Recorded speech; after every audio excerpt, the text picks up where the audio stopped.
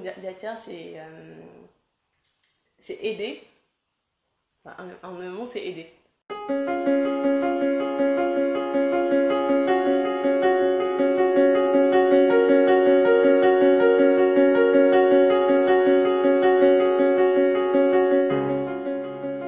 Qu'est-ce que Diatia, selon toi? En fait, Diatia, ce sont des jeunes engagés, animés d'un fort sentiment patriotique, que j'ai eu le plaisir de rencontrer sur le chemin de l'engagement, avec qui j'ai partagé beaucoup de moments, que j'ai énormément appréciés, et à qui je souhaite beaucoup de réussite dans toutes leurs entreprises. C'est un groupe de personnes motivées par l'envie commune de faire quelque chose pour leur continent, pour leur pays. En l'occurrence là, l'Afrique et le Sénégal en particulier, parce que la majorité des personnes qui sont dans les terres sont des Sénégalais. Mener ces actions-là, c'est faire à la hauteur de chaque personne quelque chose qui puisse changer le quotidien d'un camarade ou de quelqu'un qui est en Afrique ou qui est ici même, participer à le faire grandir dans sa formation, dans ses connaissances, dans n'importe quel domaine dans lequel il évolue, pour pouvoir utiliser cette ressource-là pour son pays et pour son continent. Pour moi, Diatia est une association qui incite les jeunes Africains à prendre en main leur destin et à contribuer au développement de l'Afrique de par leurs compétences qu'ils ont pu acquérir au cours de leur formation ou bien au contact de leur environnement proche.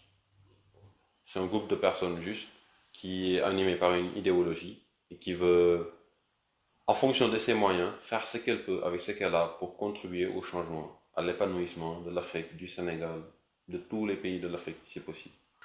Pour moi, Diatia, c'est une association qui permet aux jeunes de s'exprimer, de faire leurs idées et d'être accompagnés dans leurs projets ou leurs perspectives. C'est une association qui est plus qu'un partenaire parce que ça nous permet de travailler dans le même contexte que la FSF, c'est-à-dire sur les questions de la jeunesse sénégalaise en France, beaucoup plus généralement africaine. Pourquoi as-tu rejoint Diatia? Donc j'ai rejoint cette association parce que après mes études en France, je pensais pouvoir apporter quelque chose à mon pays et aussi faire partager les connaissances que j'ai pu acquérir en France. Avec d'autres personnes, ils disaient qu'ils voulaient mettre en place une structure qui pourrait faire quelque chose, même si on n'avait pas d'argent par exemple, faire quelque chose de concret. Cette envie-là de faire quelque chose avec les moyens qu'on avait m'a motivée à essayer. Je savais pas vraiment ce que ça allait donner, mais je me suis dit je vais essayer. On n'était pas nombreux au début, donc on se lance, on voit ce qu'on peut faire et adviendra que pourra. Franchement, j'ai beaucoup aimé travailler avec eux parce que c'est une association où les jeunes sont sérieux, où ils savent ce qu'ils veulent, où ils savent où ils veulent aller et qui se donnent les moyens d'atteindre leurs objectifs. C'est par une réflexion, je dirais peut-être incontrôlée, seule dans ma chambre, entre mes quatre murs, où je me suis rendu compte qu'il était temps d'agir, il était temps de se former, d'apprendre et d'essayer de changer les choses. Je ne voulais pas réussir ou échouer, je voulais juste faire de mon mieux pour participer au changement. C'est à ce moment-là que j'ai commencé à participer aux activités de Diatia et que j'ai finalement adhéré pour devenir membre actif depuis 2011. À quel projet as-tu participé? À plusieurs projets. Je dirais plus que j'ai participé au projet d'ordre scientifique, c'est-à-dire infographiste, par exemple concevoir des flyers, etc. ou des projets événementiels comme les 72 heures de Diatia. C'est plus ce genre de projet auquel j'ai participé. Mais derrière, j'ai eu à participer par exemple à l'élaboration de sites internet pour Diatia et pour des partenaires de Diatia. Malheureusement, j'ai participé à un projet dans Diatia, mais ce projet n'est pas allé au bout. C'était le développement d'une application scolaire pour aider les écoles donc en Afrique ou au Sénégal, à gérer les bulletins de notes pour les élèves. On a aussi animé des programmes sur Facebook avec d'autres membres de l'IATIAR, d'autres amis, comme HKP, qui était Equal Play, qui était une sorte de théâtre interactif sur Facebook. Pour moi, la plus grande difficulté dans l'IATIAR, c'était de travailler à distance avec des personnes que je ne connaissais pas très bien, que je n'avais jamais vues. Du coup, comme parfois le fait de communiquer avec des personnes qui n'ont pas vraiment les mêmes horaires que toi, les mêmes disponibilités. Vous devez vous mettre d'accord sur des choses à rendre à une date, mais les contraintes de temps, les contraintes de lieu parfois, par rapport au décollage, tout ça, ça peut poser problème. Donc il fallait conjuguer avec ces choses-là, essayer de comprendre un peu certains impératifs de personnes et faire avec. Enfin, ça ne nous a pas empêché de faire les choses pour en arriver là aujourd'hui. Du fait de ma personnalité, je suis un peu réservé. J'avais un peu de mal à appeler une personne que je ne connais pas ou que je n'ai jamais vue pour parler de choses et d'autres. Je pense que la difficulté principale que j'ai rencontrée dans l'IATIAR se résume à un seul mot, le sacrifice. Parce que au début de chaque projet, les personnes sont engagées, sont motivées, mais après, on se rend compte au milieu du projet que l'engagement n'est pas le même partout. On ne peut pas demander qu'il soit le même partout parce que les personnes sont différentes, mais je pense que les gens doivent apprendre à délaisser certaines choses au profit d'autres. On ne peut pas vouloir acheter une télévision et s'acheter un kebab tous les jours. On n'a pas forcément assez de ressources humaines pour réaliser les choses que nous voulons. Parce que si nous avions ces ressources humaines, les gens, je pense que nous réaliserons des choses extraordinaires.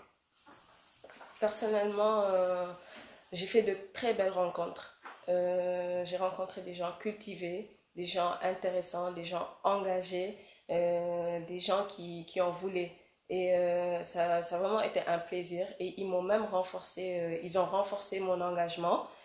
J'ai un tempérament assez difficile à cerner parce que je ne fais pas souvent de concessions.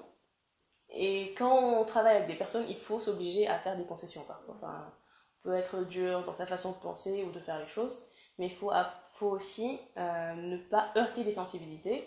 Quand on veut faire quelque chose avec des personnes, il faut aussi voir que les caractères sont différents et que si on veut que quelque chose marche, il faut s'oublier parfois. Enfin, il faut voir l'intérêt commun de l'association. Donc, le fait que j'ai rencontré plusieurs personnes, d'abord, et donc, certaines personnes sont devenues des amis avec qui je garde contact encore aujourd'hui après ma sortie de l'IATIAR, on va dire. Et donc, humainement, je pense que c'est une bonne expérience. Je pense que dans une certaine dimension humaine, ça m'a rendu un peu plus humain parce que ça m'a appris à sortir de mon cocon, c'est-à-dire le cocon familial ou le cocon, j'appelle étudiant. Parce que quand je suis venu en France, je passais quasiment toutes mes journées dans ma chambre devant mon ordinateur. Et l'IATIAR m'a fait comprendre que les choses ne changent pas comme ça. Il faut aller vers les gens, il faut les appeler, il faut aller les voir, il faut leur envoyer des messages Facebook. Il faut aller vers les gens pour pouvoir travailler avec eux. Ça t'apprend à être humble. Tu es humble, tu t'oublies, tu te dis que tu fais un truc, tu fais quelque chose de sérieux, tu fais quelque chose de concret qui va changer le quotidien ou qui va changer une perception de quelque chose dont tu veux que la perception change par rapport à des gens ou par rapport à des sociétés. Donc ça contribue à renforcer, à changer un peu ces défauts-là.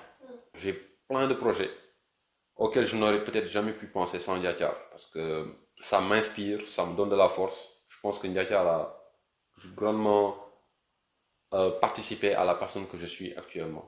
Et ton dernier mot concernant l'avenir de l'IATIAR?